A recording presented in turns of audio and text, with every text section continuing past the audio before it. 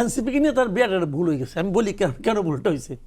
ভুলটা হয়েছে এই কারণে, এই মুহূর্তে আওয়ামী লীগের যে কোনো একজন লোককে আপনি জিজ্ঞাসা, যারা আওয়ামী লীগের ভোটার যারা আছে, জিজ্ঞাসা করেন তো ভাই আপনাদের সবচেয়ে বড় শত্রুকে, এক দ্বিধায় সে নির্দ্বিধায় বলবে এনসিপি।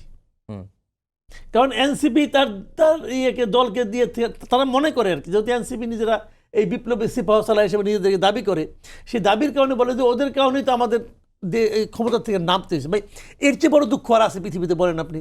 এত সুন্দর ক্ষমতা ভোগ করতেছিলাম, এখন দেখি আমি নাই। এই দুঃখ সারা ভুলবে খুব সহজে, ভুলে না তোরে ভাই। তো তারা এরকম আনহ্যাপি।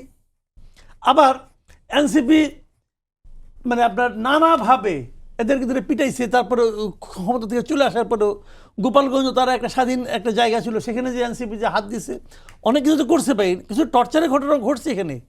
তো এখন সেই এনসিপিকে যখন জামাত, ঠিক আছে জামাত আমাকে হেল্প করছে মানলাম, জামাতকে ভোট দেওয়ার কথা চিন্তাও করছিলাম, কিন্তু তারা তো এনসিপির মাধ্যমে তখন একত্র হয়ে গেছে। এই যে আওয়ামী লীগকে যে আপনার মনে করেন প্রশাসনিক আদেশে যে স্থগিত করা হয়েছে তাদের কার্যক্রম, এটার পিছনে কে ছিল মূলত?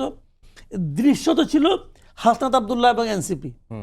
এখন তো বোঝা গেছে এই এনসিপি আসলে জামাতেরই একটা বি টিম, সি টিম, কিছু একটা টিম। এটা তো ক্লিয়ার হয়ে গেছে, তার মানে জামাতই করছে। এইটা যে প্রমাণ হলো, এই প্রমাণ হওয়াটা আওয়ামী লীগের ওই লোকগুলোর জন্য বেদনাদায়ক। ওটা এনসিপি নিয়ে আসলে জামাত ভুল করছে, লাভের লাভ কিছু হয় নাই।